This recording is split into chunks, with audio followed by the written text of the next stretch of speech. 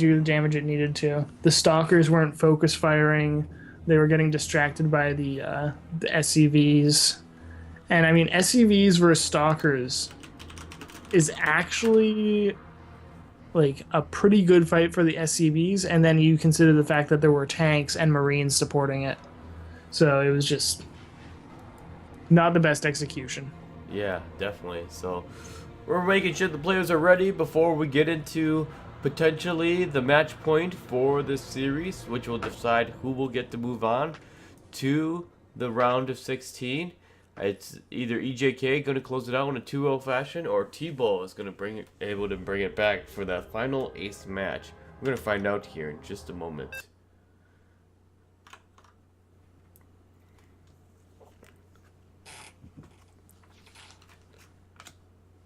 So we see that TeebuL is Diamond League on his NA account because it's not his main region. EJK Grandmasters.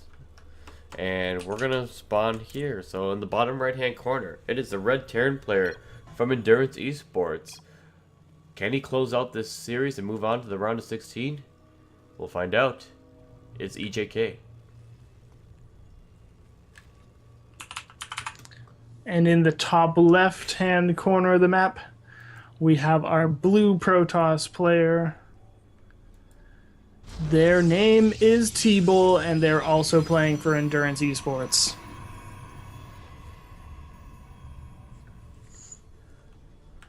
So, Bacon, how did you land on your name as Bacon?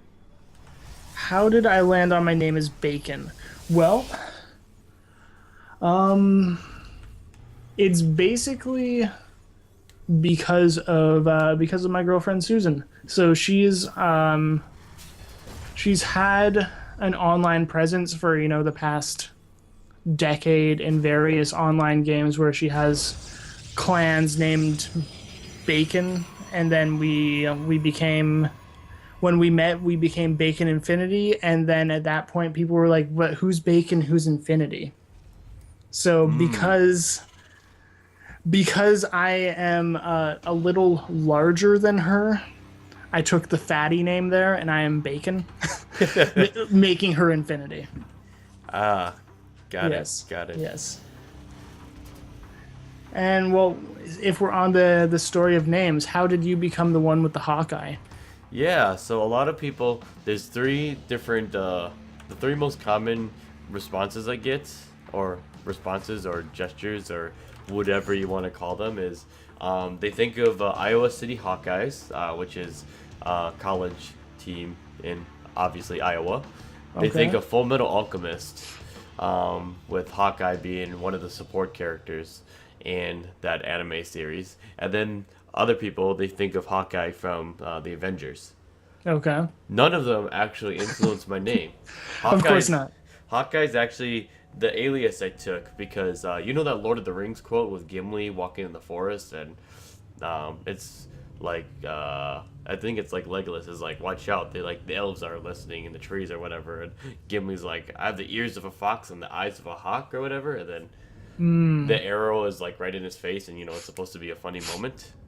So I actually took the name from that, just because when I was back in my Halo 1 days, I was the best sniper of my friends, and so we called. I just had like the best like eye tracking out of my friends at the time, so I naturally went and got the sniper, and just kind of played that role in some of those team games, and obviously the matches in themselves, and it kind of just turned into, yeah, you're Hawkeye, and that's what continued on. And I tried changing the alias a couple times, and it just never worked out. So just stuck. It just stuck. So there you go. Now we know the story. That's the story of how I became Hawkeye. And actually, I recently just I have a book designer that I hired to actually make some assets, and the hawk symbol actually that we chose to go with is actually influenced from the Halo 2 icon of where the hawk is. So it's kind of, there's a little bit of that throwback to it.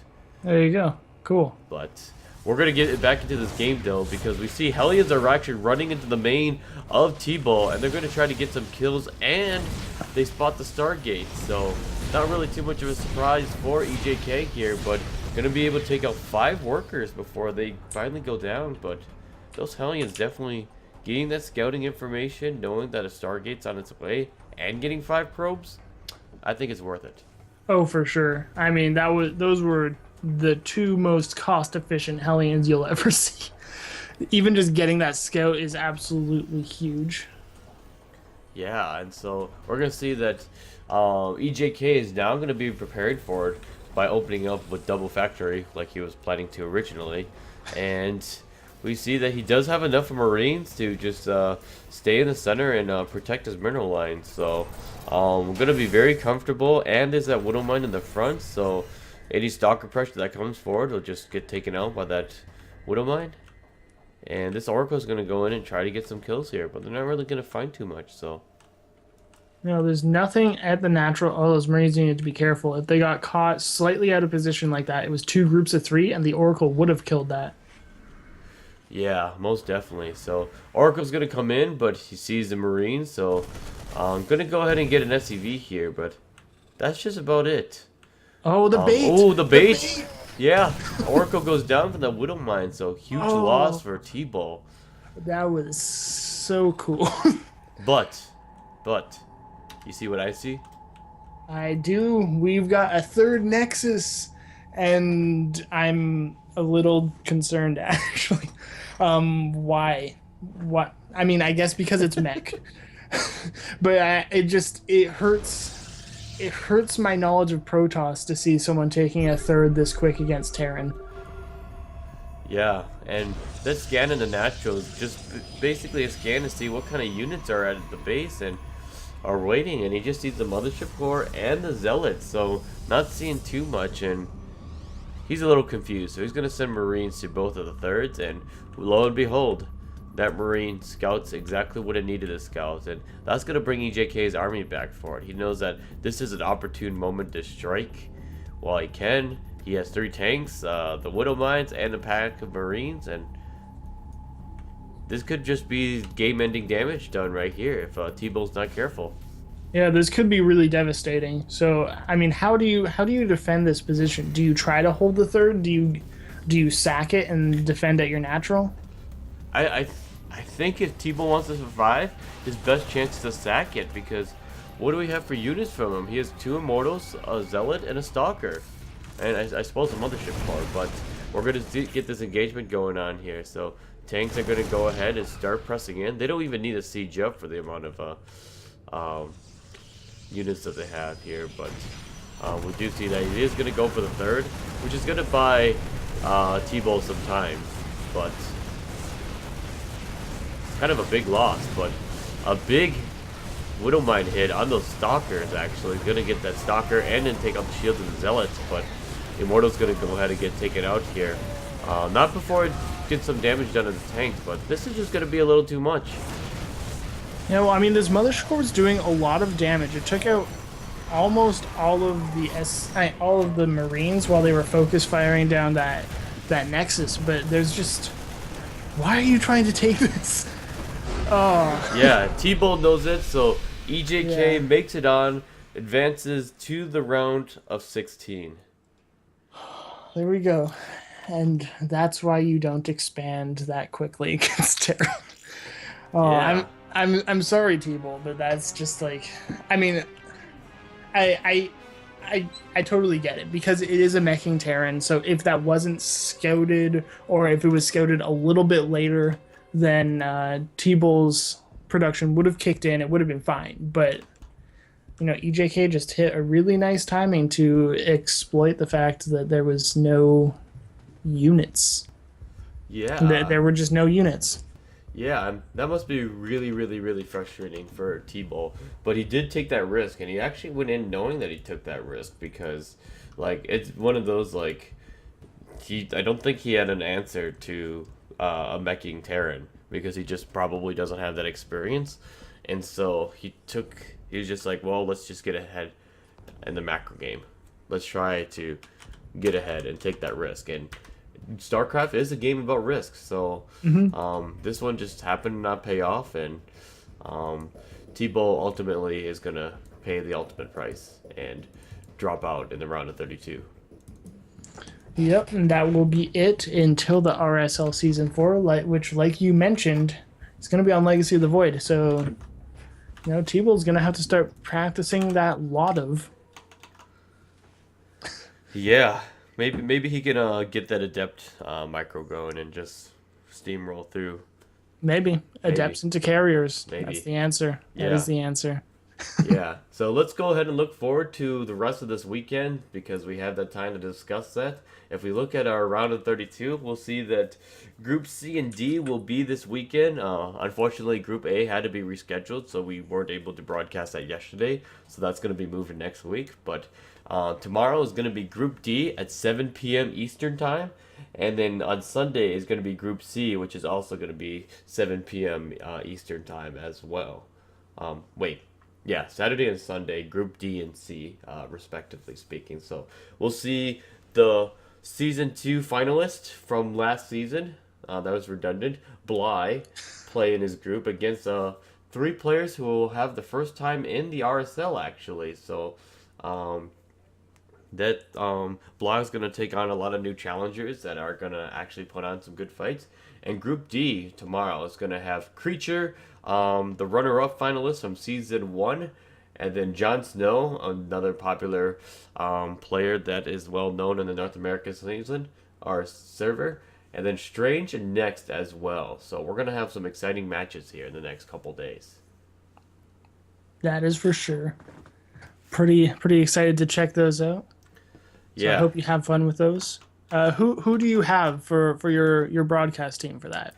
yeah. So I gotta look at my gotta look at my sheet. And actually, on let's see, tomorrow we're gonna actually have Gemini and Drenok be casting games, and then we haven't finalized our casters for Sunday quite yet, but we're definitely looking to get a lineup here that will be able to cast those high quality games on Sunday. Cool, cool. Well, Yeah. tomorrow should be good. Gemini and Draenor, two very excellent casters. Yeah, right, right. We're happy to be able to have them on board as well as yourself, Bacon. Tell us a little bit more about kind of the stuff that you work on, and I know that you are actually have your own little project with another esports organization. Is that right? Yes, it is. So I am Bacon from Bacon Infinity. I was supposed to be joined here by my girlfriend Infinity or Susan, but she had to get stuck at work, which is really disappointing. But luckily, Hawkeye took over. But the projects we have going on right now is partnered with the ASL. So I'm sure a lot of you have heard of the ASL. They do some cool tournaments for anyone from Bronze League to professional players. But we're doing the ASL Bacon Weekly, which is every Tuesday at 2 p.m. Eastern Time. So check that out. Next one's coming up this Tuesday. We should have some good players signed up. All that cool stuff. Other than that, you can find us on Twitch and Twitter at just Bacon_Infinity. I think it's like right down there. And yeah, we stream StarCraft, we stream tournaments, we stream other games when we feel like it, all that good stuff.